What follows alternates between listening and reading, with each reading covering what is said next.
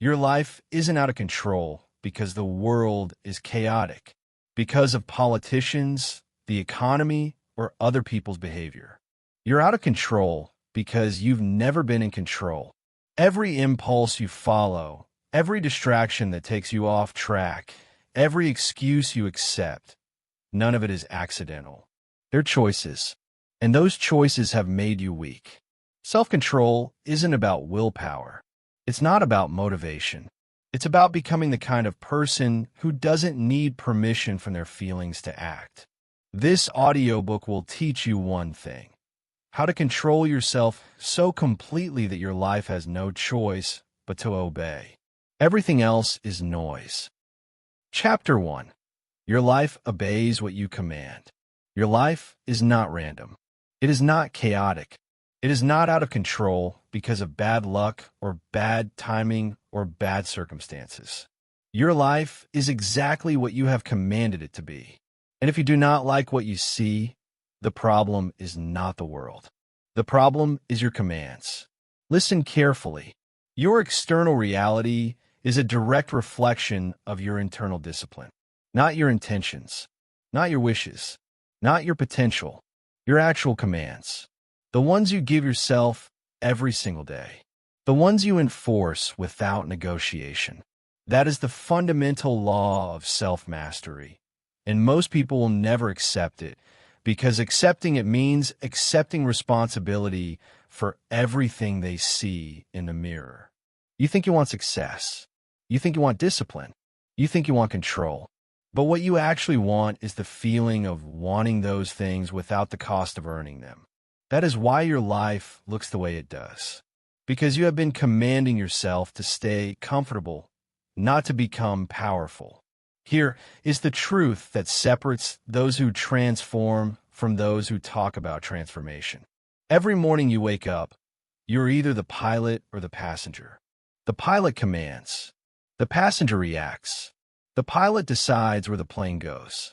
The passenger complains about turbulence. And right now, if you are honest, you know which one you have been. Most people live as passengers. They drift. They react to circumstances. They respond to emotions. They follow impulses. Something happens to them, and they adjust. Someone criticizes them, and they shrink. They feel tired, so they quit. They feel anxious, so they avoid. They feel bored, so they scroll. This is not living. This is being lived. You have a choice. You can continue reacting, or you can start commanding. But you cannot do both. You cannot command yourself on Monday and coddle yourself on Tuesday and expect your life to obey anything. Your life obeys consistency. Your life obeys repetition. Your life obeys the pattern of commands you enforce most often. And here is where it gets uncomfortable. There is a gap, a brutal, undeniable gap between who you think you are and who your actions prove you to be.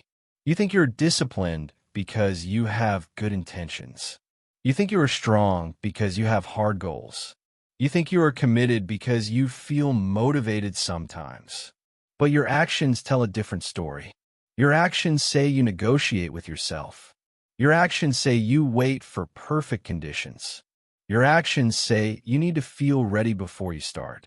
And that gap between the identity you claim and the behavior you display is where your power is being drained every single day. That is the key. The gap is the problem. Not your circumstances, not your resources, not your history.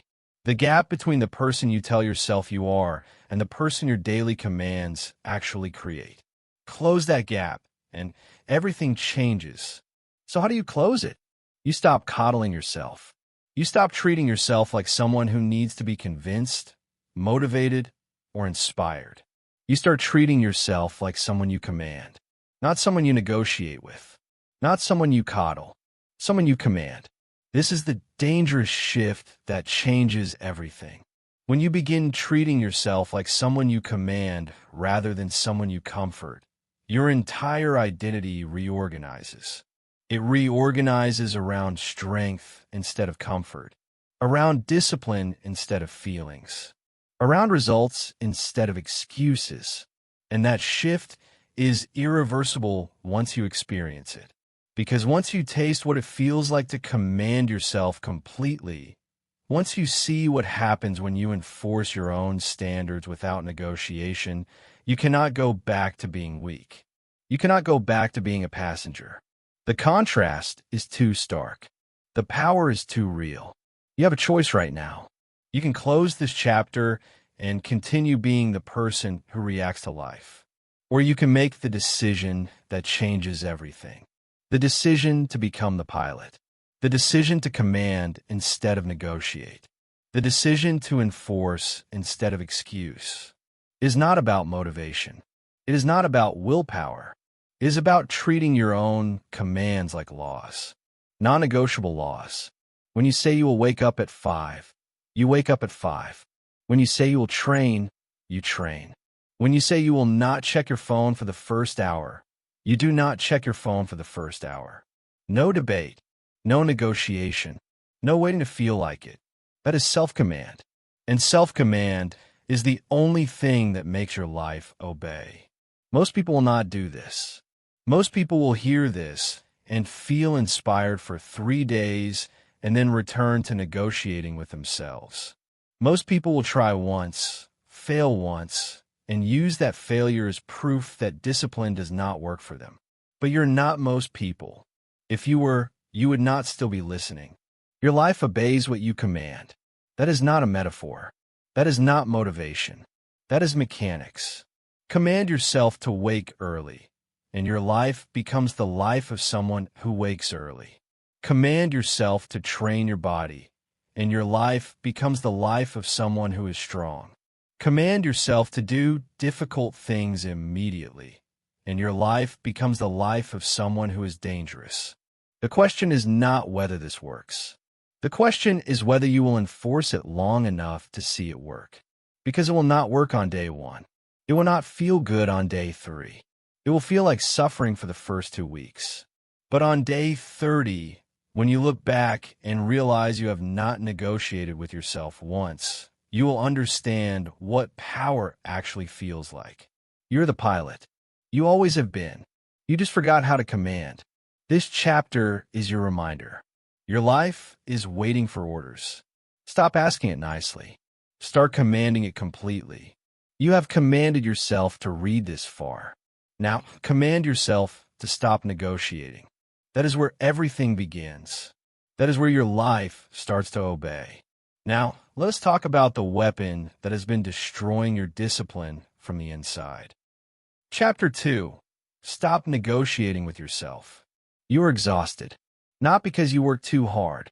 Not because life is too demanding. You are exhausted because you spend every single day debating with yourself about whether you will do what you already know you should do.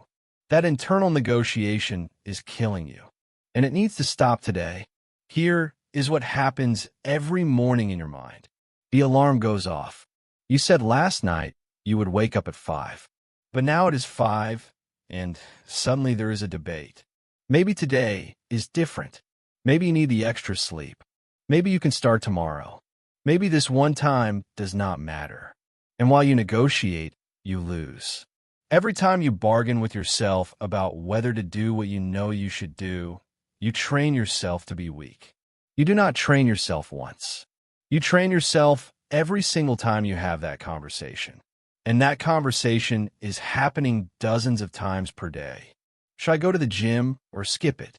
Should I eat clean or just this once? Should I do the hard task now or check my phone first? Every negotiation is a vote for weakness. That is the exhausting lie of internal debate. The lie that tells you the decision is still open. The lie that tells you there is still a choice to be made. But there is no choice. The choice was made yesterday when you set the standard. The choice was made last week when you committed to the goal. The choice was made the moment you decided who you wanted to become. Everything after that is just obedience or disobedience. You have a choice. You can continue treating your standards like suggestions, or you can start treating them like laws. But understand this. Suggestions are ignored. Laws are enforced. And the quality of your life is determined entirely by which category your commands fall into. Self-command means the decision is made once. Not every morning. Not every time the moment arrives. Once. You decide who you are and what you do, and then you implement immediately without revisiting the decision. That is the protocol. Decide once. Enforce always. No debate. But here's what you do instead. You decide on Sunday that you will wake up early all week. Monday comes and you renegotiate. Tuesday comes and you renegotiate. By Wednesday, the decision means nothing because you have taught yourself that every decision is temporary, every standard is flexible, every command is optional. And optional commands are not commands at all. They are wishes. They are preferences. They are things you would like to do if they were easy and convenient and you felt like it. That is not discipline. That is fantasy. The 5 seconds between knowing and doing is where most lives are lost. That gap, that hesitation, that moment where you pause to reconsider what you already decided. That is the moment where discipline dies and excuses are born. And if you do not close that gap, you will spend your entire life in negotiation with yourself, and negotiation always favors weakness. That is the key. Hesitation breeds negotiation. Negotiation breeds hesitation. And hesitation breeds failure. The cycle feeds itself until you are so far removed from your standards that you cannot even remember what they were. You want to be disciplined, but you settled for trying to feel disciplined. And feeling disciplined while doing nothing is the most dangerous drug you will ever take. You think the negotiation is harmless. You think it is just a moment of consideration. You think you're being reasonable, being flexible, being kind to yourself. But you're not being kind. You're being weak. And every time you negotiate, you deposit weakness into your identity until weakness becomes who you are. So what is the alternative? You create a non-negotiable list. 5 to 7 daily commands that are treated as laws. Not suggestions. Not goals. Laws. Wake time. Training time. Work hours. Phone rules. Food standards. Whatever matters most to your transformation. Write them down. Make them specific. Make them measurable. And then enforce them without debate for 30 days. Not 29 days. 30. Because 30 days of perfect obedience to yourself rewires your brain's authority structure. It teaches you that you are not someone who negotiates. You're someone who commands. And once your brain understands that your commands are not optional, it stops offering you the option to disobey.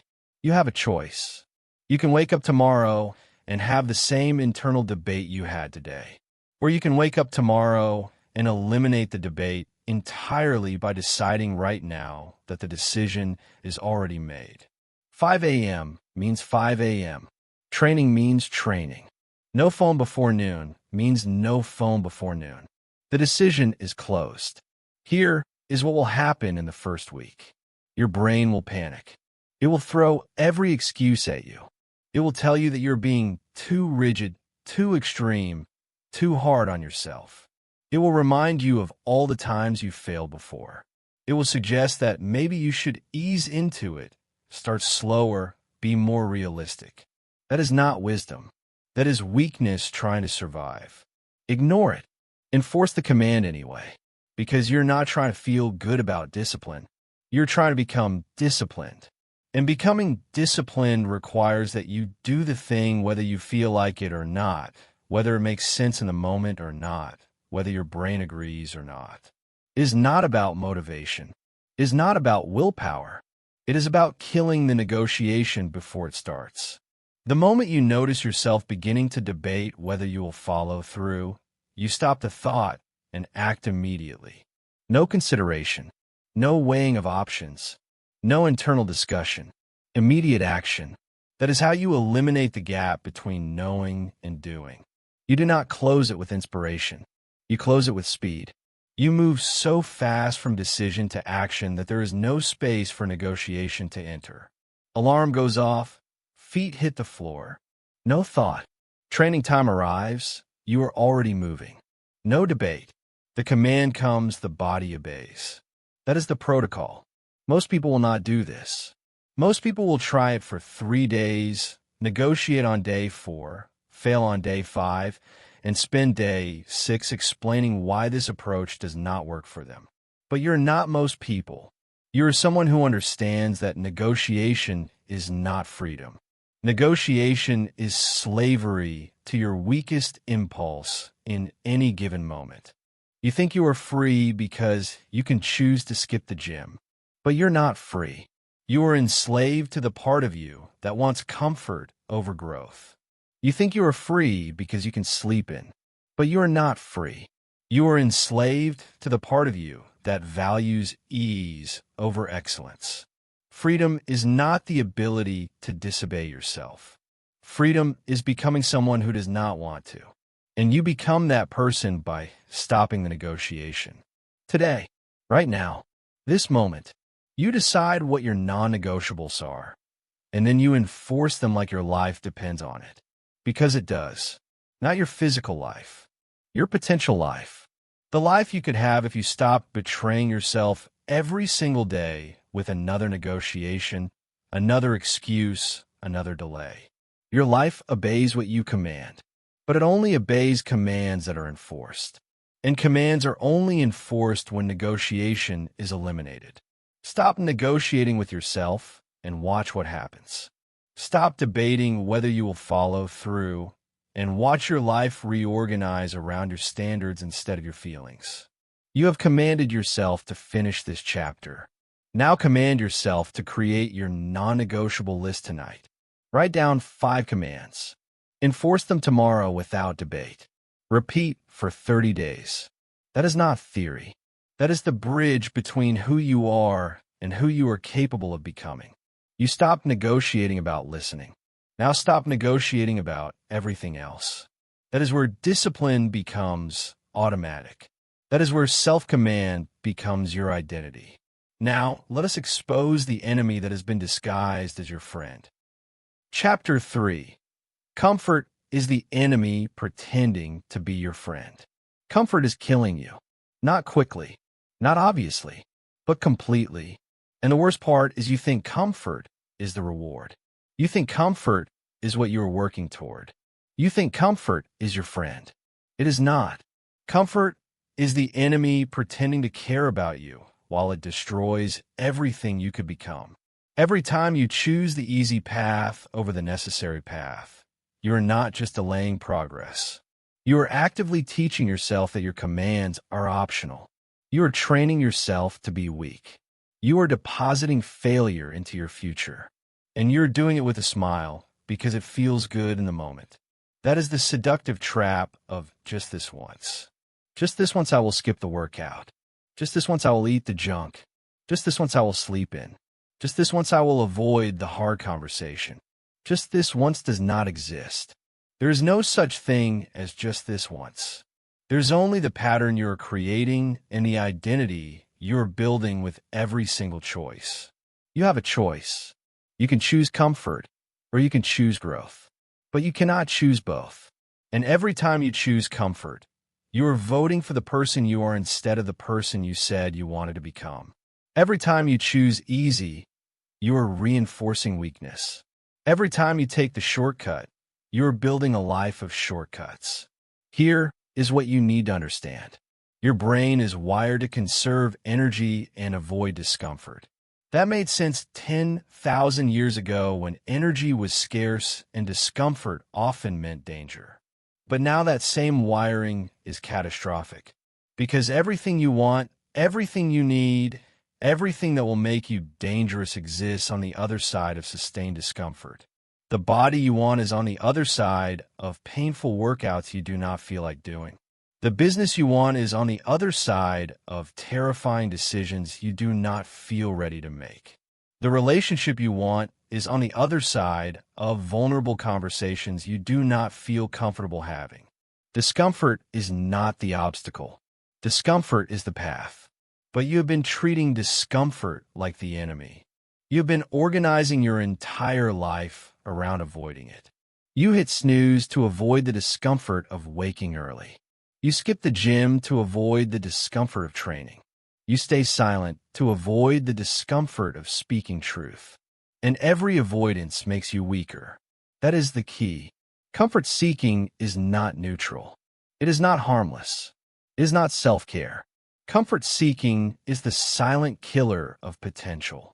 Every time you prioritize feeling good over doing good, you sacrifice your future for your present. Every time you choose what is easy over what is right, you trade power for pleasure. And that trade is bankrupting you. You think one missed workout does not matter. You think one lazy morning does not count. You think one avoided conversation is not a big deal. And you are right. One does not matter. But you're not making the choice once. You're making it every single day. And those choices compound. Small choices do not stay small. They multiply. They build momentum. They create identity. The person who chooses comfort once becomes the person who chooses comfort twice. And the person who chooses comfort twice becomes the person who always chooses comfort. And the person who always chooses comfort becomes someone who is incapable of choosing anything else. That is why comfort is so dangerous. It does not feel dangerous. It feels reasonable. It feels like rest. It feels like balance. It feels like being kind to yourself. But it is not kindness. It is weakness disguised as wisdom. And that disguise is what makes it so effective at destroying you. You have a choice. You can continue down a comfortable path, or you can start practicing voluntary hardship. And voluntary hardship is the answer most people will never accept because it sounds insane. Why would you choose discomfort when you do not have to? Why would you make things harder when they could be easier? Why would you suffer voluntarily? Because voluntary hardship builds the psychological calluses that make discipline effortless when it matters most. Because choosing the harder path when the easier one is available trains you to do hard things. Because every time you do something difficult that you did not have to do, you prove to yourself that you are not controlled by comfort. You are controlled by command. Here is the protocol. Cold showers. Not because you need to be clean, because you need to practice doing what is uncomfortable immediately without negotiation. Fasting. Not because you need to lose weight, because you need to practice controlling your impulses when your body is screaming for comfort. Difficult conversations.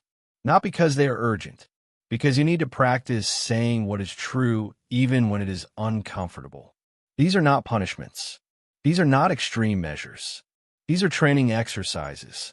You are training yourself to become someone who does not need comfort to function. You are training yourself to become someone who can thrive in discomfort. You are training yourself to become dangerous. Most people avoid discomfort their entire lives and then wonder why they are weak. Most people choose easy every single day and then wonder why nothing hard ever works out for them. Most people run from voluntary hardship and then collapse when involuntary hardship arrives. Do not be most people. It is not about motivation. It is not about toughness. It is about understanding that comfort is not your friend. Comfort is the thing that has been lying to you, telling you that rest is always good, that ease is always right, that you deserve to take it easy. You do not deserve anything. You earn everything, and you earn it through discomfort. That is the truth you have been avoiding. The truth that every great thing you want is locked behind a door marked discomfort. And the key to that door is not feeling ready. The key is doing it anyway. The key is choosing the hard path so many times that the hard path becomes your default. You have a choice right now. You can finish this chapter and go back to seeking comfort. Or you can finish this chapter and immediately do one uncomfortable thing. Take a cold shower. Do 50 push-ups. Make the phone call you have been avoiding. It does not matter what it is. What matters is that you do it immediately while it is still uncomfortable without negotiating. Because that is how you break the pattern. Not by talking about it. Not by understanding it. By doing the opposite of what you have been doing. You have been choosing comfort. Start choosing discomfort. You have been avoiding hard things. Start seeking them. You have been waiting to feel ready. Start acting before you feel ready. Your life obeys what you command. But if your commands are always choose the easy path, then your life becomes easy and small and weak. If your commands are always choose the hard path, your life becomes hard and expansive and powerful. The choice is yours. But understand that choosing comfort is still a choice. And that choice has consequences. The consequence is weakness. The consequence is regret. The consequence is looking back at your life and realizing you could have been so much more if you had just been willing to be uncomfortable. Do not let that be your story. You think comfort protects you. It does not. Comfort imprisons you. It keeps you small. It keeps you safe. It keeps you weak. And the only way out is to stop treating it like a friend and start treating it like the enemy it has always been. Stop choosing comfort. Start choosing growth. Stop avoiding discomfort. Start seeking it. Stop waiting for things to get easier. Start becoming someone who does not need easy. That is the shift. That is the transformation. That is what makes you dangerous. You have commanded yourself to hear this truth. Now command yourself to live it. Choose one area of your life where you have been prioritizing comfort over growth. Identify it right now. Then decide what the uncomfortable action is. And do it tomorrow without debate. That is not theory. That is the laboratory where discipline is built. Comfort is not your friend. It never was. Now let us talk about the other enemy that has been controlling you without you noticing. Chapter 4. The silent cost of seeking validation. You're not free. You think you are making your own decisions. You think you are living your own life. But you're not. You are performing for an audience that does not even exist. And that performance is costing you everything. Every time you check how many people liked your post, you're asking for permission to feel good about yourself. Every time you need someone to agree with your decision before you make it, you are handing them control over your life. Every time you change your behavior based on what others might think, you are admitting that you do not trust your own judgment. That is not freedom. That is slavery. Here is the truth that will make you uncomfortable. How external approval makes you controllable. When your sense of worth depends on others' reactions, you hand them the remote control to your behavior. They do not even have to ask for it. You give it to them voluntarily. You make them the authority over your choices, your actions, your identity. And they do not even know they have that power. You have a choice. You can continue living for their approval, or you can start approving of yourself based on your own standards. But you cannot do both. And right now, you're doing the first one. You're organizing your entire life around what other people think, what other people say, what other people might feel about you. And it is destroying you from the inside. Think about the last big decision you made. How many people did you consult? How many opinions did you collect? How long did you wait to see if anyone would validate your choice? And here's the real question. Did you trust your own judgment, or did you need their agreement to move forward? If you needed their agreement, you do not have self-command. You have a committee. That is the key. Self-command requires that you approve of yourself based on your own standards. Period. Not based on how many people celebrate you. Not based on whether your family understands you. Not based on whether strangers on the internet validate your choices. Your standards. Your approval. Your authority. But that is not what you have been doing. You have been seeking validation like it is oxygen.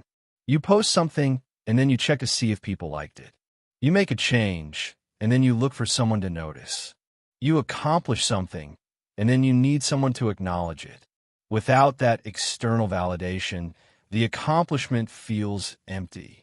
And that emptiness is the problem. Because here's the paradox that breaks people. The more you seek validation, the less you receive it. The more desperate you are for approval, the less people respect you. The more you need their permission to feel good, the less power you have. And the cycle feeds itself until you are completely dependent on external sources for internal worth. But the opposite is also true. The more you validate yourself through consistent action aligned with your values, the more external validation arrives uninvited as a natural byproduct. When you stop needing it, you start receiving it. When you stop asking for it, people start offering it. When you stop performing for approval, people start respecting you for your independence. You have a choice. You can continue seeking validation, or you can start generating it internally. But you need to understand what you are actually doing when you seek validation. You're not just asking if people like you. You're asking if you should like yourself. You are outsourcing your self-worth to people who do not know you, do not understand your goals, and do not care about your transformation. And those people have opinions.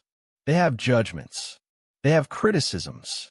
And every time you give them authority over your self-worth, you give them the power to stop you. One negative comment can derail your entire day. One person who does not understand can make you question everything. One criticism from someone who has never done what you're trying to do can make you quit. That is the silent cost of seeking validation. It makes you controllable. It makes you fragile. It makes you dependent on variables you cannot control. And dependency on things you cannot control is the opposite of self-command. So what is the alternative? You kill the audience in your head. That is not a metaphor. That is the actual work. Most people perform their lives for an imaginary panel of judges. They imagine what their parents would think. They imagine what their friends would say. They imagine what strangers might criticize. And they edit their choices based on these imaginary reactions. But those judges are not real. They are projections. They are fears. They are your own insecurities wearing other people's faces. And they're keeping you small because you are living for their approval instead of your own standards. Here is the protocol. Every time you catch yourself asking what other people would think, you stop that thought and ask a different question. What do I think? What does my standard require? What would the person I am becoming do right now, regardless of anyone's opinion? And then you do that, without checking, without asking, without waiting for permission. It is not about motivation. It is not about arrogance. It is about recognizing that you cannot be commanded by yourself if you are constantly seeking permission from others. You cannot follow your own standards if you are following their reactions. You cannot build self-command while you are building a reputation. That is the key. Reputation is what others think about you. Character is what you do when no one is watching. And right now you are obsessed with reputation while your character is starving. You're so focused on how things look that you have forgotten to make sure they are real. You post about your goals, but you do not work on them. You announce your changes, but you do not implement them. You share your plans, but you do not execute them. Because the validation you get from announcing feels like the validation you would get from accomplishing. And your brain cannot tell the difference. So you get the dopamine without the discipline. You get the reward without the work. And that is why seeking validation is so dangerous. It tricks you into thinking you have already succeeded. It gives you the feeling of accomplishment without the actual accomplishment. It makes you satisfied with performing progress instead of making progress. And every time you perform instead of execute, you train yourself to be a faker. You have a choice right now. You can continue performing for the audience in your head, or you can start operating from pure internal authority. And internal authority means you set a standard, you enforce it, and you do not check to see if anyone noticed. You do not announce it. You do not explain it. You do not seek feedback. You just do it. Because the person who needs validation for their discipline does not have discipline. They have performance anxiety. The person who needs to tell everyone about their changes is not confident in their changes. They are asking for permission to make them. The person who constantly seeks approval is not strong. They are controllable. And you cannot be dangerous if you are controllable. You cannot command yourself if you are constantly checking with others. You cannot transform if you need their agreement to proceed. Self-command is not a democracy. It is a dictatorship, and you're the only one who gets to vote. Most people will never do this. Most people will live their entire lives performing for invisible judges, editing themselves based on imaginary criticism, seeking approval from people who do not matter. But you're not most people. You understand that validation from others is not the goal. Self-respect based on your own standards is the goal. And you build self-respect the same way you build everything else. Through action, through consistency, through enforcing your standards regardless of who is watching or who approves. You do what you said you would do. You keep the promises you made to yourself. You follow your own commands, and you do it in silence. That is the shift. From public performance to private execution. From seeking approval to generating self-respect. From needing their permission to operating on your own authority. When you make that shift, everything changes. Because you're no longer controllable. You're no longer fragile. You're no longer dependent on variables outside your control. Your life obeys what you command, but it will never obey you if you're constantly asking others for permission to command it. Stop seeking validation. Start validating yourself through action. Stop performing. Start executing. Stop asking for their approval. Start earning your own respect. You have commanded yourself to understand this principle.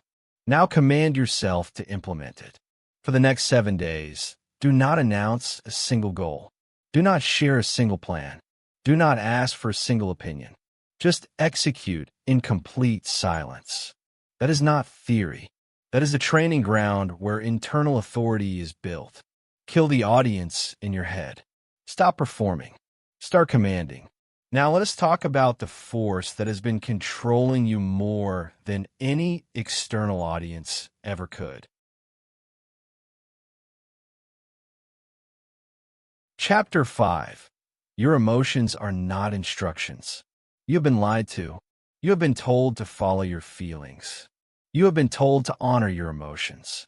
You have been told that if you do not feel like doing something, maybe you should not do it. That advice is destroying you, and it needs to end today. Your emotions are not instructions. They're not directors. They're not commanders. Your emotions are data points. They inform you of internal states. They give you information about how your body and mind are responding to circumstances. But they have zero authority to dictate your actions unless you grant them that power through weakness. Here is the catastrophic confusion between feeling and fact. You feel tired, so you believe you cannot work.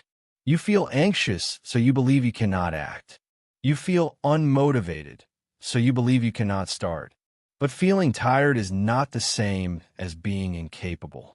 Feeling anxious is not the same as being in danger. Feeling unmotivated is not the same as being unable to move. Feelings are weather. They change. They pass. They fluctuate based on sleep, food, stress, hormones, and 1,000 other variables you cannot control. And if you give weather the authority to determine your actions, you will never accomplish anything that requires consistency. Because the weather is never consistently good. You have a choice. You can continue treating your emotions like commands, or you can start treating them like information that has no authority over your behavior. But you cannot do both. And right now, every time you say, "I do not feel like it," you're choosing slavery. That is the key. I do not feel like it is the language of the enslaved. It is the language of someone who has surrendered their power to chemical fluctuations in their brain.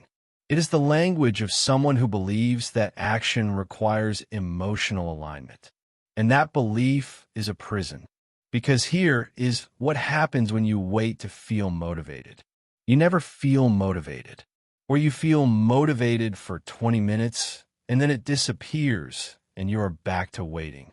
Or you feel motivated about the wrong things at the wrong times, and you follow those feelings into distraction and regret. Motivation is not a prerequisite for action. Motivation is a result of action. but you've been doing it backwards. You have been waiting to feel ready before you start. You have been waiting to feel inspired before you create. You have been waiting to feel confident before you act. And while you wait, nothing happens. Because emotions do not care about your goals. Emotions care about comfort. And comfort wants you to stay exactly where you are. Think about this morning. Your alarm went off. You did not feel like getting up. So what did you do? If you're honest, you probably hit snooze. You probably negotiated. You probably told yourself that how you feel matters more than what you committed to. And in that moment, you taught yourself that emotions are in charge. Not you. Emotions. That is the problem. Every time you wait to feel motivated, inspired, or ready, you surrender your power to emotional weather. And emotional weather does not care about your transformation. It cares about immediate comfort. It cares about avoiding discomfort. It cares about conserving energy. And if you let it decide, it will keep you small forever. You have a choice. You can continue being controlled by your emotions, or you can start observing them without obeying them. And observation is the separation protocol that changes everything. You learn to observe your emotions like clouds passing through the sky. You acknowledge them. You understand their message, if useful. Then you proceed with your commanded action anyway. Here is what that looks like in practice. You wake up and you feel tired. You observe that feeling. You acknowledge it. You say, I notice I feel tired. And then you get up anyway. Not because the feeling went away, because the feeling has no authority. You feel anxious about the presentation. You observe it. You acknowledge it. You say, I notice I feel anxious. And then you do the presentation anyway. Not because you stop feeling anxious, because anxiety does not get to decide.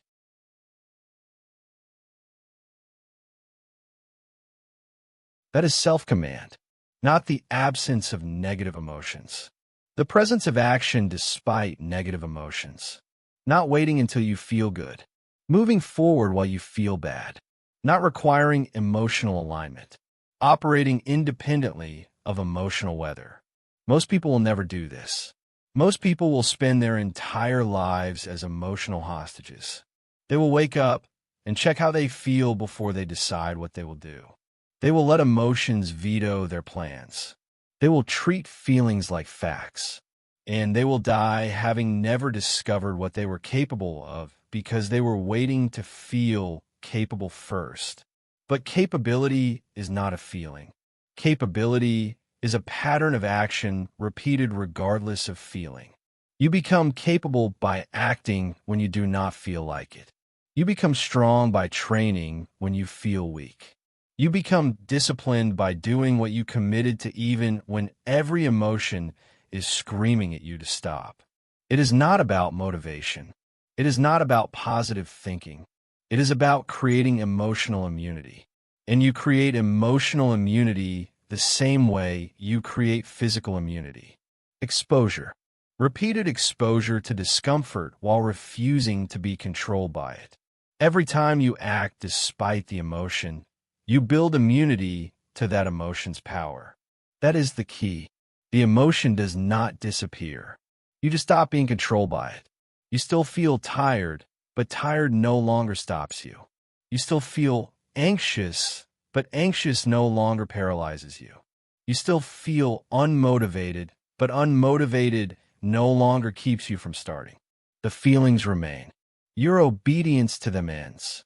And that is the shift that changes everything. When you stop treating emotions like instructions and start treating them like information, you reclaim all the power you have been giving away. You stop being a reactor. You become a commander. You stop waiting for emotional permission. You start operating on protocol. Here is the protocol. When an emotion arrives that conflicts with your command, you name it, you acknowledge it, and you act anyway. Tired, acknowledged. Moving anyway. Afraid, acknowledged. Acting anyway. Unmotivated, acknowledged. Starting anyway. No debate, no negotiation, no waiting for the feeling to change. Because the feeling will not change until after you act. That is the truth no one tells you. You will not feel motivated until after you start. You will not feel confident until after you succeed. You will not feel ready until after you finish. The feeling you are waiting for is on the other side of the action you are avoiding. You have a choice right now. You can finish this chapter and continue being controlled by how you feel. Or you can finish this chapter and immediately do one thing you do not feel like doing. It does not matter what it is. What matters is that you feel the resistance, acknowledge the resistance, and move through it anyway. Because that is how you break the pattern. Not by feeling better, by acting regardless of feeling. Not by waiting for motivation. By proving to yourself that motivation is not required. Not by managing your emotions. By refusing to let them manage you. Your life obeys what you command. But if emotions are giving the commands, your life will obey emotions. And emotions are terrible commanders. They are impulsive. They are short-sighted. They prioritize immediate comfort over long-term growth. They will keep you safe and small and stuck. But you are not emotions. You are the one observing emotions. You are the one who can feel fear and act anyway. You are the one who can feel tired and move anyway. You're the one who can feel unmotivated and start anyway. That is your power, not the absence of negative emotion. The presence of action despite it. Most people do not understand this. Most people think discipline means feeling good about doing hard things. But discipline means doing hard things while feeling terrible. Discipline means acting when every emotion is pulling you in the opposite direction. Discipline means your commands are stronger than your feelings. And when your commands are stronger than your feelings, you become dangerous.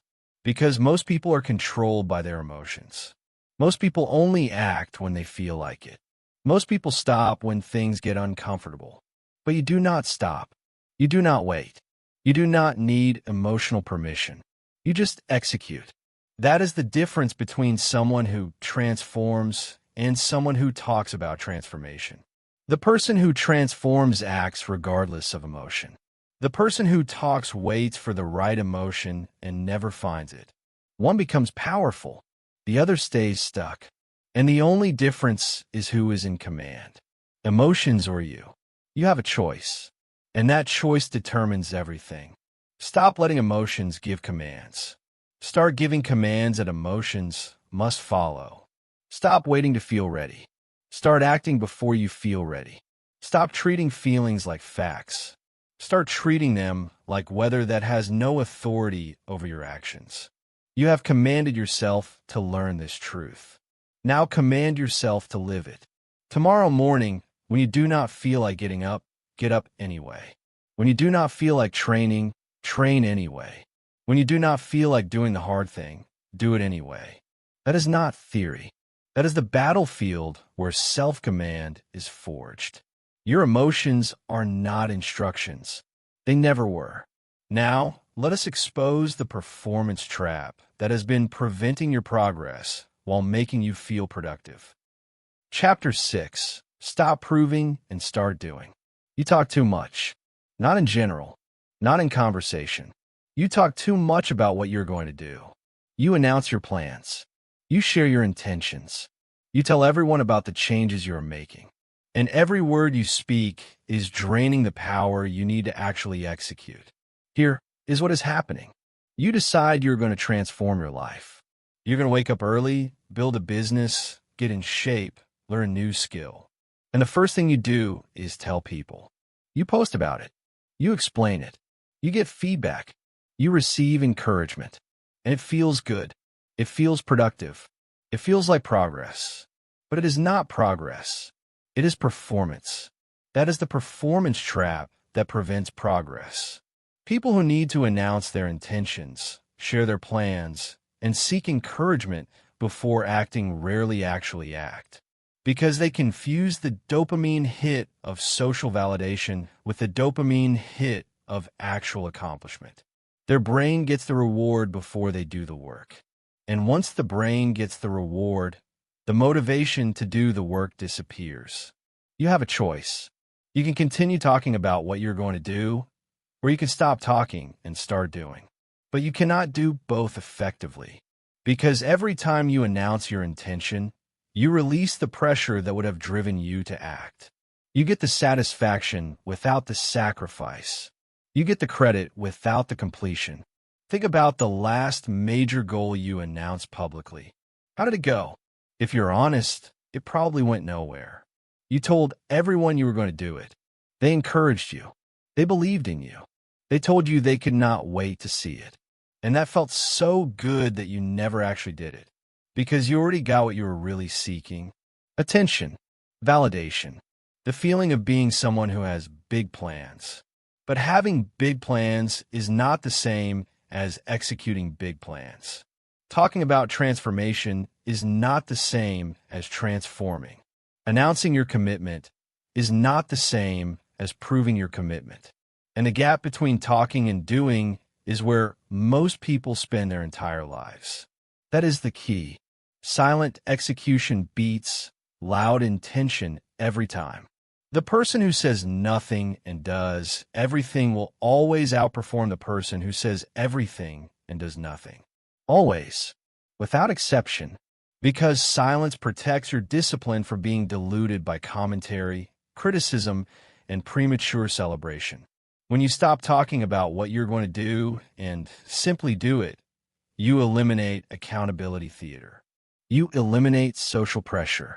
You eliminate the need to manage other people's expectations while you are trying to transform yourself. You eliminate the performance. And what remains is pure commitment to your own standards. Here is what happens when you work in silence. No one knows you are trying, so no one can discourage you. No one knows your timeline, so no one can judge your pace. No one knows your struggles, so no one can offer advice that derails you. No one knows your goals, so no one can celebrate prematurely and steal your momentum. You are protected. You're focused. You are free to fail and adjust without an audience. But you have been doing the opposite. You have been inviting the audience in before you have anything to show. You have been asking for feedback before you have results. You have been seeking encouragement before you have earned self-respect. And all of that talking, all of that sharing, all of that performance is keeping you from the one thing that matters: execution. You have a choice. You can continue performing your discipline for others, or you can start building your discipline in private. And building in private means you tell absolutely no one. Not your friends, not your family, not social media. No one. You decide what you are going to do, and then you do it in complete silence for 90 days. That is the 90-day invisibility challenge. 90 days of working on a major goal without telling a single person. 90 days of transformation that happens entirely in private. 90 days of proving to yourself that you do not need external validation, external accountability, or external encouragement to follow through. 90 days of pure self-command. Most people will never do this. Most people cannot go 90 hours without announcing their plans, let alone 90 days. Most people are so addicted to the performance, so dependent on the validation, so hungry for the attention that the idea of working in silence feels impossible. But that impossibility is exactly why you should do it. Because the 90-day invisibility challenge removes all external crutches. There is no one to impress, no one to update, no one to encourage you when you feel like quitting. There is only you, your command, and your commitment. And that environment is where real discipline is built. Not the discipline that looks good. The discipline that is good. It is not about motivation. It is not about secrecy for its own sake. It is about understanding that every time you announce your intentions, you give away power.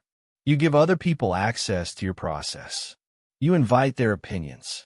You open yourself to their doubts. And their doubts become your doubts. Their limitations become your limitations. Their fear becomes your hesitation. But when you work in silence, none of that reaches you. You are insulated. You are protected. You are operating in a bubble of pure focus where the only opinion that matters is your own. The only standard that matters is your own. The only approval that matters is your own. And in that environment, transformation happens faster because there is nothing slowing you down. That is the key. Silence is not just about avoiding distraction. Silence is about concentrating power. When you stop leaking your intentions through conversation, you concentrate all of that energy into action. When you stop performing your plans for others, you focus all of that effort on execution. When you stop seeking validation, you redirect all of that need into self-respect earned through results. Here is the protocol. You identify one major goal, something that will take 3 to 6 months of consistent work. You write it down privately.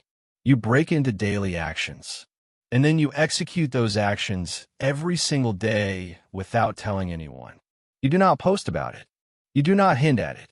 You do not fish for compliments or encouragement. You just work.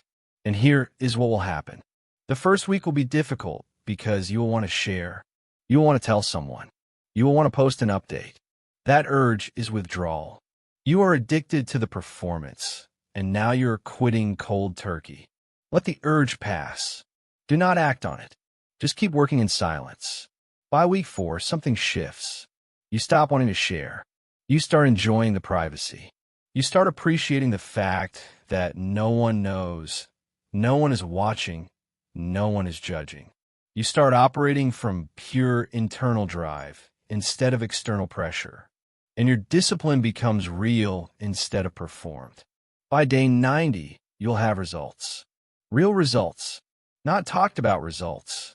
Not planned results. Not intended results. Actual results that exist in reality. And those results will mean more to you than any results you have ever achieved with an audience, because you will know they came from you. Not from accountability. Not from encouragement. Not from performance. From you. You have a choice right now. You can finish this chapter and immediately post about it. Or you can finish this chapter and commit to 90 days of silence on your next major goal. One option makes you feel productive. The other option makes you actually productive. Choose carefully, because the person who needs to announce their discipline does not have discipline. They have performance anxiety. The person who needs to share their progress is not confident in their progress. They're seeking external validation to compensate for internal doubt. The person who talks about transformation is avoiding transformation, because transformation is hard and talking is easy. Your life obeys what you command. But if you're spending your energy commanding an audience instead of commanding yourself, your life will never obey you. It will obey the performance. It will obey the need for validation. It will obey the addiction to attention. And none of those things lead to transformation. Stop proving and start doing. Stop announcing and start executing. Stop performing and start building. The world does not need to know what you are working on. The world needs to see what you have built. And you cannot build anything substantial while you are busy explaining your blueprint to everyone who will listen. Most people will not understand this. Most people will think you are being secretive or antisocial or hiding something. Let them think that. Their understanding is not required. Their approval is not necessary. Their participation is not needed. You're not working for them. You are working for you. And when you work for you, in silence, with no audience, no validation, no performance, something incredible happens. You discover whether you actually want the thing or whether you just wanted the attention for wanting the thing. And that discovery is worth more than any goal you could achieve, because it reveals the truth about your commitment. You have commanded yourself to hear this message. Now command yourself to implement it. Choose one goal right now, something significant, something that matters, and commit to working on it in complete silence for 90 days. Do not tell anyone. Do not post updates. Do not seek encouragement. Just execute. That is not theory. That is the laboratory where real discipline is tested and proven. Stop proving. Start doing. Stop talking. Start building. Stop performing. Start transforming. Now, let us talk about where that transformation actually happens. Chapter 7. Build yourself in private, display in public. You have it backwards. You show people the struggle and hide the results. You broadcast the process and keep the outcome private. You perform the work and downplay the achievement. That is the opposite of what creates power, and it is keeping you weak. Here is the construction principle that separates amateurs from masters. All real transformation happens in unsexy, repetitive, invisible daily actions that no one witnesses or applauds. The early morning workouts when everyone else is asleep. The late night study sessions when everyone else is relaxing. The difficult decisions made alone. The uncomfortable conversations had in private. That is where you are built. Not on stage, in the dark, but you've been trying to get credit for the construction. You want applause for showing up. You want recognition for trying. You want validation for the process. And every time you seek that validation, you dilute the power of the work itself. Because the work is not about getting credit. The work is about getting better. That is the key. People who need an audience for their discipline do not have discipline. They have performance anxiety. Real discipline happens when no one is watching. Real transformation happens in private. Real growth happens in the invisible hours that never make it to social media. And if you cannot do the work without an audience, you cannot do the work at all. You have a choice. You can continue performing your effort for others, or you can start using that effort to actually transform. But you cannot do both, because performing takes energy. Broadcasting takes time. Managing the audience takes focus. And all of that energy, time, and focus is being stolen from the actual work. Think about the gym. The person who posts every workout is not focused on the workout. They're focused on the post. The person who films every set is not pushing maximum intensity. They are managing angles and lighting. The person who needs to announce that they trained is not training for strength. They are training for validation. And validation does not build muscle. Here is what you need to understand. Your hardest work should be your secret work. The work no one knows about. The work that happens before anyone wakes up and after everyone goes to sleep. The work that is done in complete obscurity with zero recognition. That is where power is built. Not in the spotlight, in the shadows. The book read at 5 in the morning that no one will ever know about. The skill practiced for hours in private that will look like sudden talent in public. The difficult conversation you had with yourself that no one will ever witness. The decision you made alone that changed everything. That is the work that matters, not the work you can photograph. The work you can only prove through results. But you have been doing the opposite. You have been making your process public and your results private. You share the struggle, but minimize the success. You broadcast the effort, but downplay the outcome. You want credit for trying, but feel uncomfortable taking credit for achieving. And that pattern is destroying your ability to transform. Because here is what happens when you make your process public. People comment. They offer advice. They share their opinions. They tell you what they think you should do differently. And every piece of input, every suggestion, every criticism creates doubt. Not because they are right, because their voice is now in your head competing with your own. That is why your hardest work should be your secret work. Not because you are hiding, because you are protecting. You are protecting your focus from distraction. You are protecting your discipline from dilution. You are protecting your standards from being lowered by people who do not share them. When you work in private, you answer to no one but yourself. When you build in silence, you follow your own timeline. When you transform without an audience, you discover what you are actually capable of without the interference of external opinion. And that discovery is impossible if you are constantly checking to see who is watching. It is not about motivation. It is not about secrecy. It is about understanding that the hidden hours compound into visible competence. The work you do when no one is watching determines what you become when everyone is watching. The discipline you build in private creates the results you display in public. But the order matters. That is the public-private split. Display results, not effort. Share outcomes, not process. Present the finished version, not the messy construction. Let people see what you have built, not how you built it. Let them see the strength, not the struggling. Let them see the skill, not the thousands of hours that created it. Because when you display only results, you protect your discipline from commentary. No one can criticize your process if they do not see your process. No one can tell you that you are doing it wrong if they do not know what you are doing. No one can discourage you if they do not know you are trying. You are insulated. You are protected. You are free to work without interference. Here is the protocol. You work in complete privacy until you have results worth displaying. Not progress, not effort. Results. Real, tangible, undeniable results that speak for themselves.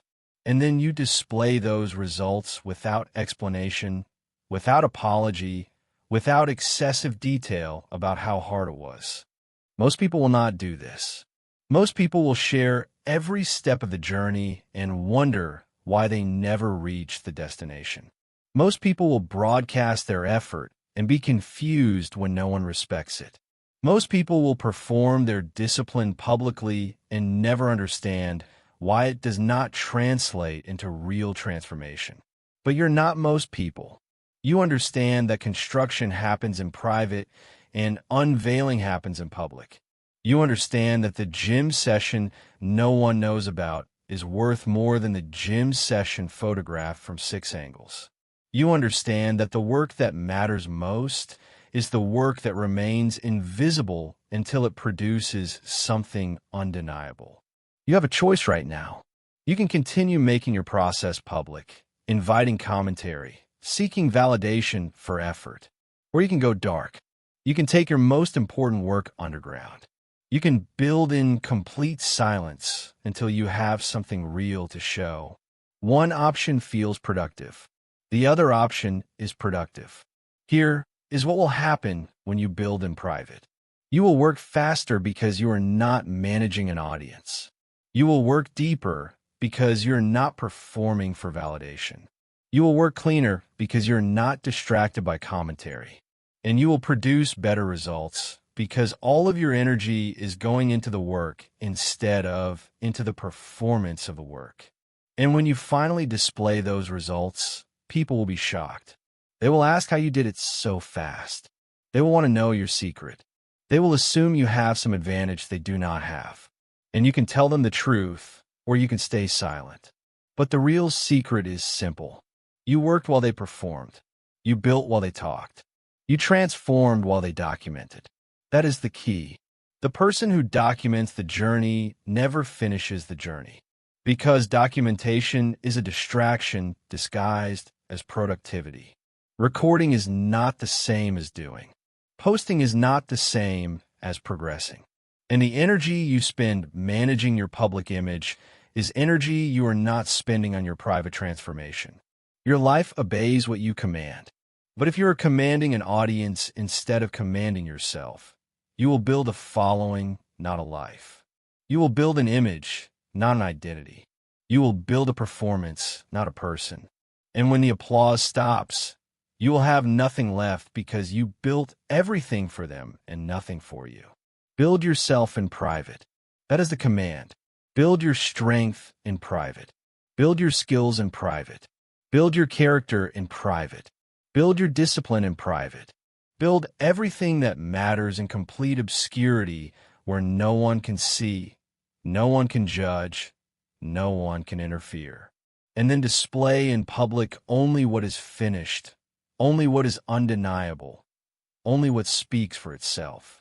Most people will spend their entire lives performing construction without ever completing a building. They will show everyone the foundation, the framing, the electrical work, the plumbing. They will get feedback on every stage. They will adjust based on commentary. And they will never finish because they are too busy explaining to actually execute. But you will finish because you will work in silence, because you will build without broadcasting, because you will transform without documenting every step. And when you are done, when the work is complete, when the results are undeniable, then you can display. Not before, not during, after. You have commanded yourself to understand this principle. Now command yourself to implement it. Identify your most important project right now, the thing that will transform your life if you complete it, and commit to building it in complete private until it is finished. No updates, no progress reports, no behind-the-scenes content, just silent, focused, obsessive construction until you have something real to reveal. That is not theory. That is the blueprint for every transformation that matters. Build in private, display in public, never the reverse. Now, let us reframe the concept that has been causing you unnecessary suffering. Chapter 8.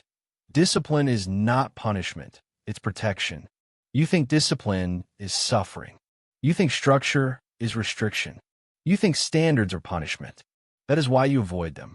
That is why you resist them. That is why you negotiate with them. But you are wrong. And that wrong belief is costing you everything. Here is the fundamental misconception you need to reframe. Discipline is not punishment. Discipline is protection. It protects you from the far worse suffering of regret, mediocrity, and wasted potential. It protects you from becoming someone you do not respect. It protects you from a life you do not want. And once you understand that discipline is protection, everything changes. Right now, you view discipline as the enemy. You see the early alarm as suffering. You see the strict diet as deprivation. You see the training schedule as restriction. You see the work hours as sacrifice. And because you view discipline as the enemy, you resist it. You avoid it. You do the minimum required and celebrate when you can skip it. But here is the truth. The alarm is not punishing you. It is protecting you from wasting your most productive hours. The diet is not depriving you. It is protecting you from disease, low energy, and hating what you see in the mirror. The training is not restricting you. It is protecting you from weakness, decay, and physical limitation. The work hours are not sacrificing your life. They are protecting your future. That is the key. Discipline is the framework that protects you from the consequences of having no framework. And those consequences are devastating. They're just delayed. So you do not connect them to the choices you're making today. But they are coming. And when they arrive, you will wish you had the discipline you are currently avoiding. You have a choice. You can continue viewing discipline as punishment and resisting it. Or you can start viewing discipline as protection and embracing it. But you cannot do both. And the way you view discipline determines whether you enforce it or negotiate with it. Think about structure. Most people view structure as limitation. They think freedom means having no schedule, no rules, no standards, no obligations. They think the person with no structure is the person with the most freedom. But that person is not free. That person is enslaved. Here is how structure creates freedom, not limitation. The person with no schedule is enslaved to impulse. Whatever captures their attention in any given moment controls their day. The person with no dietary rules is enslaved to cravings. Whatever they feel like eating controls their body. The person with no standards is enslaved to circumstance. Whatever happens to them controls their response. That is not freedom. That is being controlled by variables you do not manage.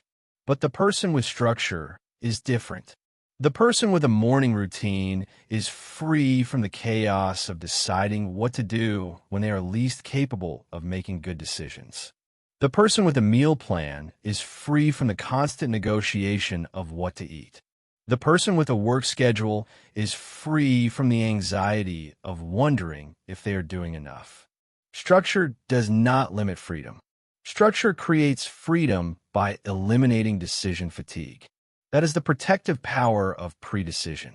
When you decide in advance how you will eat, when you will work, what you will not tolerate, you eliminate thousands of micro decisions that drain willpower.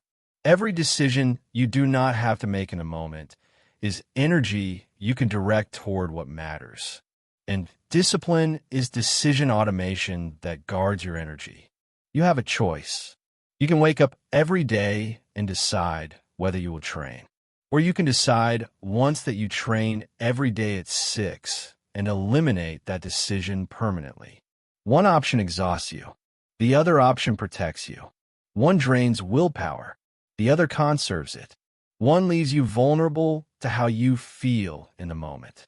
The other makes you immune to temporary feelings. But you have been viewing that predecision as restriction. You think having a set training time restricts your freedom to decide whether you feel like training. And you are right. That is exactly what it does. It restricts your freedom to make bad decisions based on temporary feelings.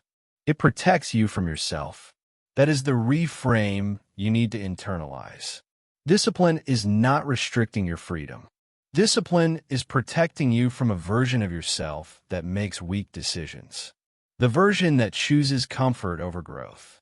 The version that negotiates away your standards. The version that justifies and rationalizes and compromises. Discipline protects you from that version. It is not about motivation. It is not about being hard on yourself. It is about understanding that the suffering of discipline is far less than the suffering of regret. The pain of waking early is far less than the pain of wasted potential.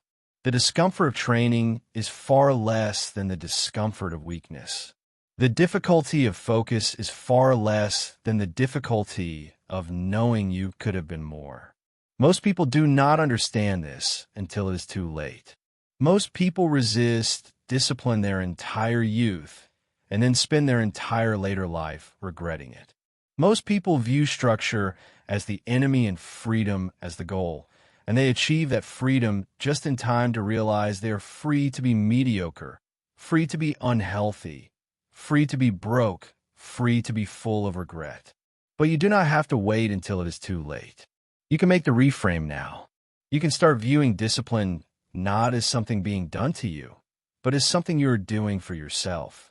Not as punishment you endure, but as protection you implement. Not as restriction you resist, but as structure you create to guard your future. Here is the protocol. You write down the 3 areas of your life where you have been resisting discipline. Maybe it is sleep. Maybe it is diet. Maybe it is work. Maybe it is phone use. Whatever it is, identify it. And then ask yourself this question. What am I not protecting myself from by avoiding discipline in this area? If you are avoiding sleep discipline, you're not protecting yourself from exhaustion, poor health, and shortened lifespan. If you're avoiding dietary discipline, you are not protecting yourself from disease, low energy, and physical decline. If you're avoiding work discipline, you're not protecting yourself from financial stress, unfulfilled potential, and career regret. Make the consequences real. Make them specific. Make them impossible to ignore.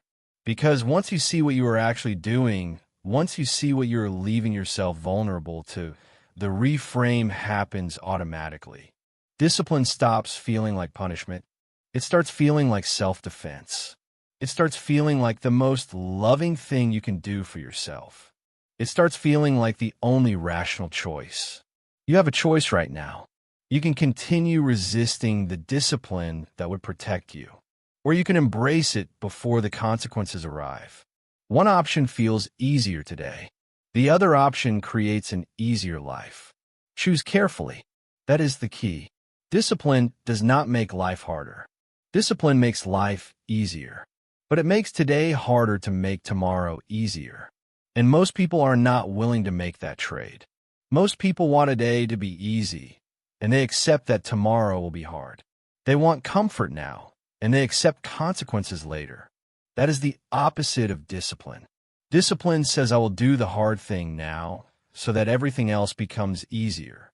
I will wake up early now so that my day is mine. I will train now so that my body serves me later. I will work now so that I am not desperate later. I will focus now so that I am not scattered later. Discipline is delayed gratification at the highest level. And delayed gratification is what separates those who succeed from those who suffer. Most people will never make this reframe. Most people will view discipline as the enemy until the day they die. Most people will resist structure, avoid standards, and negotiate with themselves until there is nothing left to negotiate with. But you are not most people. You understand that discipline is not restricting you from a better life. Discipline is protecting you toward a better life. Your life obeys what you command, but it only obeys commands that are protected by discipline. And discipline is only enforced when you view it as protection instead of punishment. Make the reframe. Change how you see discipline, and watch how discipline changes what you become.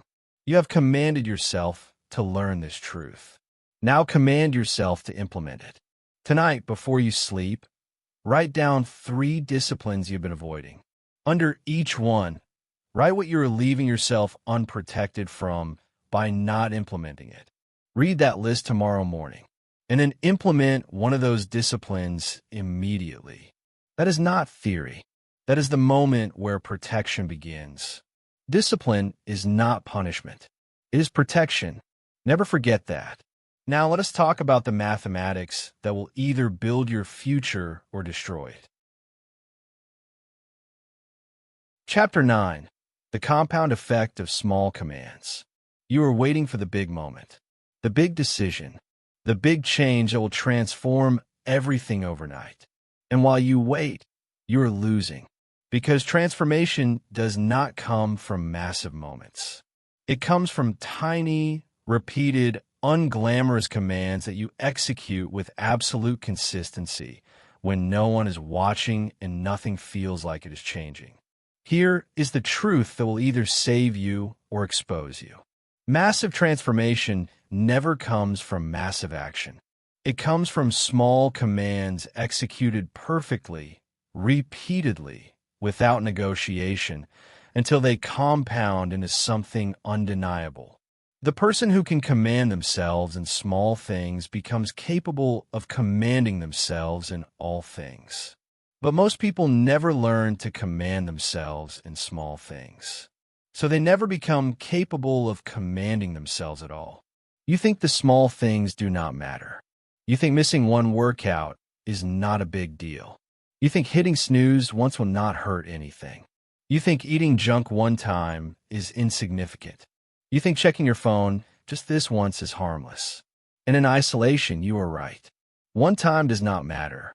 But you're not doing it one time. You're doing it every time. And every time compounds. That is the dangerous mathematics of 1% daily discipline.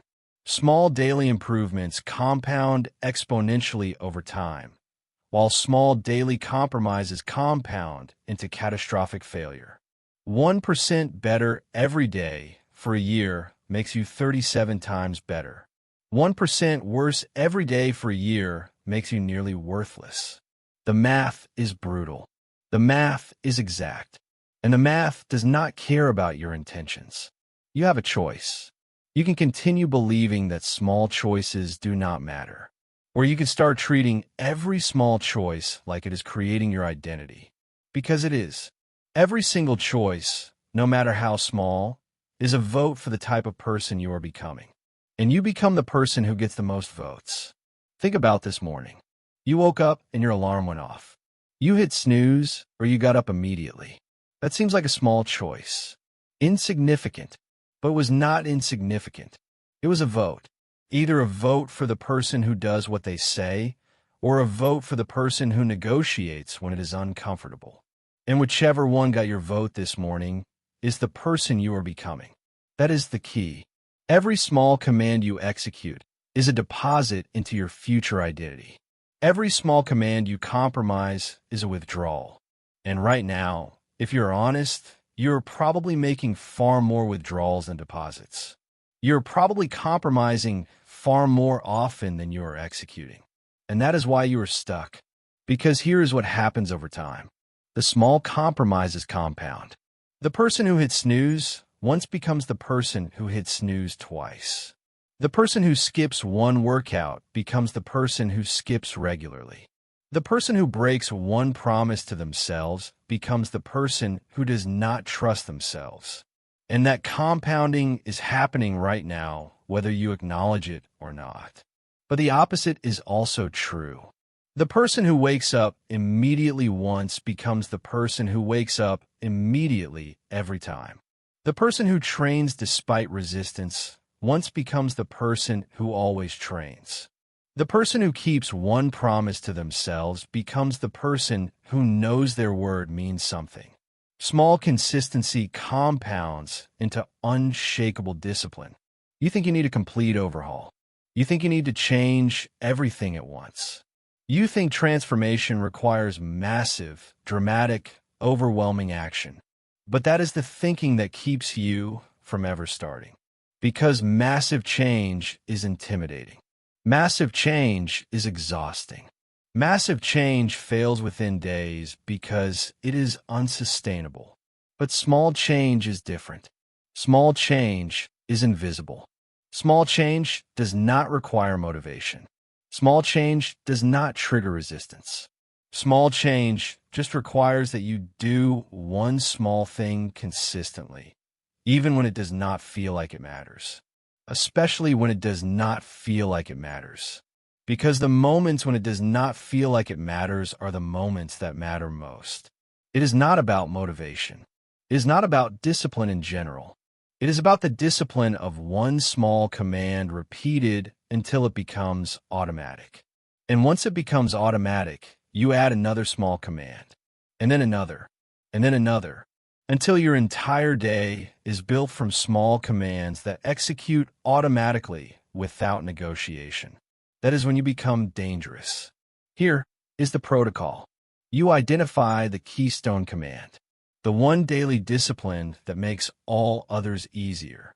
For most people, it is the morning routine. For some, it is exercise. For others, it is phone discipline. Whatever it is the command that, when executed, creates momentum that carries into everything else. That is your starting point. That is the keystone command that unlocks everything else. When you master your morning, your day is already won. When you control your phone, your focus is already protected. When you train your body, your mind is already strong. One command executed perfectly creates a cascade effect that improves everything else without additional effort. That is the power of the keystone. But you have to choose the right one. And the right one is the command that you have been avoiding. The one that feels hardest. The one that you negotiate with most often. The one that, if you executed it perfectly every day for 30 days, would change everything. That is your keystone. And that is where you start. You have a choice. You can try to change everything at once and fail by next week. Or you can choose one small command, execute it perfectly for 30 days, and watch it transform everything else. One option feels productive. The other option is productive. One option requires motivation. The other option builds discipline that makes motivation irrelevant. Most people will choose the first option. Most people will try to wake up early, train hard, eat clean, work focused, and eliminate all bad habits starting Monday. And by Wednesday, they will have failed at all of them and use that failure as evidence that they are not capable of discipline. But they were never testing discipline. They were testing motivation. And motivation always fails. But you're not most people. You understand that transformation is built one small command at a time. You understand that consistency in small things creates capacity for big things. You understand that the boring, repetitive, unsexy daily disciplines are what separate those who transform from those who try to transform. Here is what will happen when you commit to one small command for 30 days. The first 3 days will feel easy because you are motivated. Days 4 through 10 will feel difficult because motivation is gone and discipline has not formed yet. Days 11 through 20 will feel impossible because you are in the valley where nothing seems to be changing.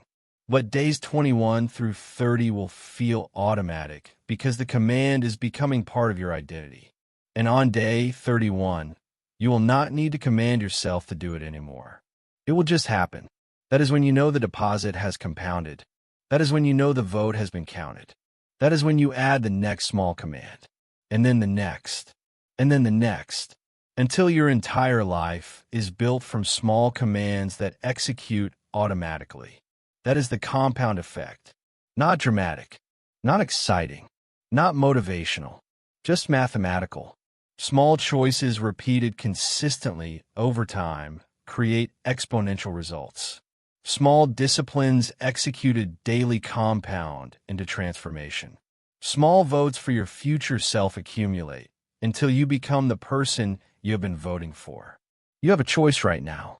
You can finish this chapter and continue waiting for the big moment that will change everything. Or you can finish this chapter and choose your keystone command. One small discipline that you will execute every single day for the next 30 days without negotiation. One option feels easier. The other option changes your life. That is the key. The big transformation you are waiting for is built from tiny transformations you are currently ignoring. The person you want to become is built from the person you are choosing to be in small moments throughout the day. The life you want is built from the choices you are making right now. And those choices are either compounding toward power or compounding toward weakness. Your life obeys what you command, but it only obeys commands that are repeated until they compound. And commands only compound when they are small enough to execute when you do not feel like it, specific enough to measure, and consistent enough to become automatic. Choose one command. Execute it for 30 days. Then watch everything else organize around that single point of discipline. You have commanded yourself to understand the mathematics. Now command yourself to execute the formula. Tonight, write down your keystone command. Make it specific. Make it measurable. Make it small enough that you cannot negotiate with it. And tomorrow morning, execute it perfectly. Then do it again the next day, and the next, for 30 days straight. That is not theory. That is the equation that creates transformation. Small commands compound. That is the mathematics. Execute them consistently. That is the discipline. Now let us talk about the ultimate standard that determines everything else. Chapter 10. Become someone you would obey. Chapter 10. Become someone you would obey. You cannot command yourself if you do not respect yourself. And you cannot respect yourself if you consistently break the promises you make to yourself. That is the ultimate standard of self-command. Every kept promise builds authority. Every broken one destroys it. And right now, if you are honest, you have destroyed far more authority than you have built. Here is the truth that will change everything or crush you. You are the person you have proven yourself to be through your actions. Not the person you think you are. Not the person you tell others you are. Not the person you wish you were. The person your daily behavior proves you to be. And that person is determined entirely by how seriously you take your own commands. Think about the promises you made to yourself this year, the goals you set, the standards you committed to, the changes you swore you would make. How many of those promises did you keep? If you're like most people, almost none. You promised yourself you would wake up early. You did not. You promised yourself you would get in shape. You did not. You promised yourself you would build the business, finish the project, have the difficult conversation. You did not. And every time you broke that promise, You taught yourself something devastating. You taught yourself that your word means nothing. You taught yourself that your commands are optional. You taught yourself that you are not someone who follows through. And now you wonder why you have no self-discipline. You have no self-discipline because you have no self-respect. And you have no self-respect because you are not respecting your own word. That is the key. Self-respect is not something you feel. Self-respect is something you earn through the pattern of keeping promises to yourself. And right now, your pattern is breaking them. Your pattern is saying you will do something and then negotiating out of it. Your pattern is setting standards and then lowering them. Your pattern is making commitments and then abandoning them. And that pattern has destroyed your authority over yourself. You have a choice. You can continue being someone who does not keep their word to themselves, or you can become someone who does. But you cannot become that person by thinking about it. You cannot become that person by wanting it. You can only become that person by keeping one promise at a time until keeping promises is who you are. Here is the character test that reveals everything. If you met yourself as a stranger, knowing everything you know about your private behavior, your secret compromises, your hidden habits, would you follow that person's leadership? Would you trust that person's judgment? Would you respect that person's word? If not, that is your blueprint for change. Because the version of you that you meet in private is the real you, not the version you present to others, not the version you perform on social media, not the version you describe in conversations. The version that exists when no one is watching, when no one is judging, when no one will know if you keep your promise or break it. That version, the private version, that is the real you. And if that version is someone who breaks promises, negotiates with standards, and compromises when things get hard, then you are not commanding yourself. You are betraying yourself. And betrayal destroys authority faster than anything else. Every time you say you will do something and do not do it, you betray yourself. And that betrayal makes the next command weaker, and the next one weaker, until your commands mean nothing at all. But the opposite is also true.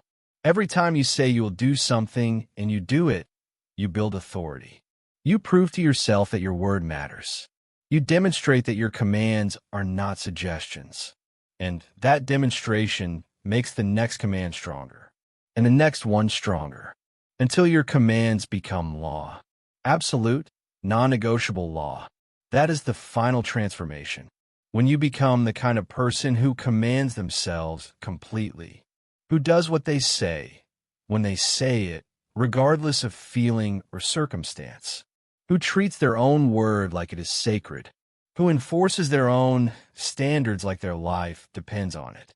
That is when you become dangerous, not to others, to limitation, mediocrity, and every force that tries to control you. It is not about motivation. It is not about perfection. It is about integrity. The integrity between what you say and what you do. The integrity between who you claim to be and who your actions prove you are. The integrity between your standards and your behavior. When those things align, you have self-command. When they do not align, you have self-betrayal. You have a choice right now. You can continue betraying yourself in small ways every single day, or you can start building authority through small kept promises. One promise at a time, one command at a time, one demonstration at a time that your word to yourself actually means something. Here is the protocol. You make one promise to yourself tonight. Not 10, not 5, 1. Something specific, something measurable, something you will do tomorrow without negotiation. It does not matter how small it is. What matters is that you keep it, because that kept promise is a deposit into your self-respect account. And you need deposits. Most people make massive promises they have no intention of keeping. They promise themselves they will completely transform starting Monday. They promise they will never eat junk again, never miss a workout again, never waste time again.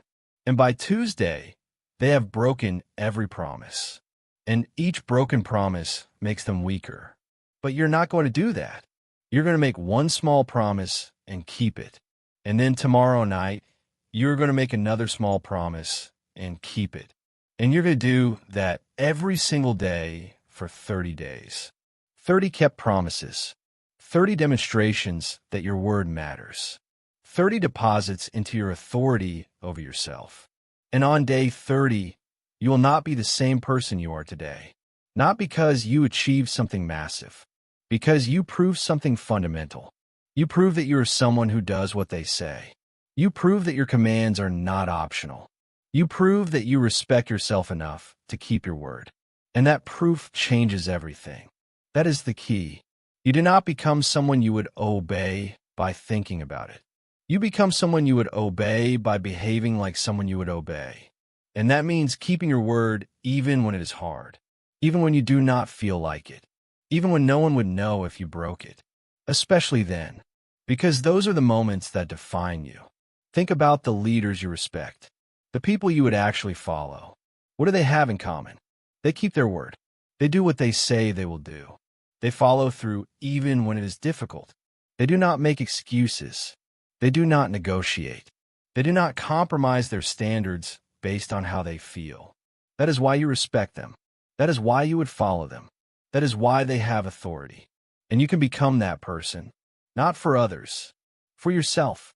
You can become the kind of person who keeps their word so consistently that when you give yourself a command, you do not question whether you will follow it. You just follow it, because that is who you are. That is what you do. That is the standard you have proven through repeated action. But you cannot get there by betraying yourself today and hoping to respect yourself tomorrow. You cannot get there by breaking promises all week and trying to make up for it on the weekend. You cannot get there by negotiating with your standards and wondering why you feel weak.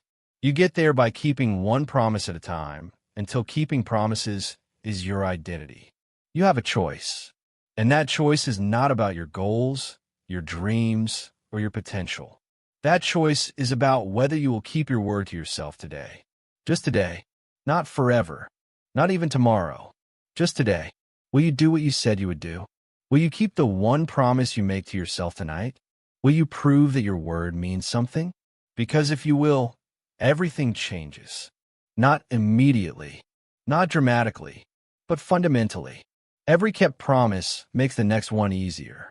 Every demonstration of integrity builds more authority. Every time you prove to yourself that you are someone who follows through, you become more of that person, until that person is who you actually are, not who you wish you were. Your life obeys what you command, but it only obeys commands given by someone with authority.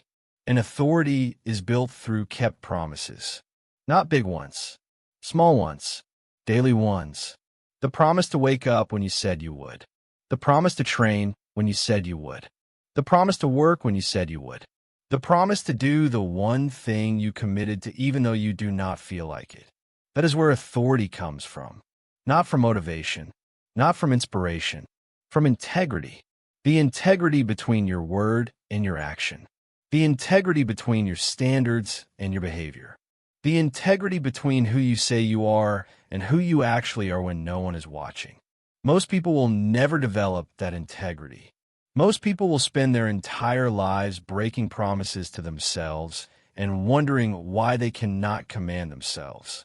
Most people will set standards they do not enforce, make commitments they do not keep, and claim identities their behavior does not support.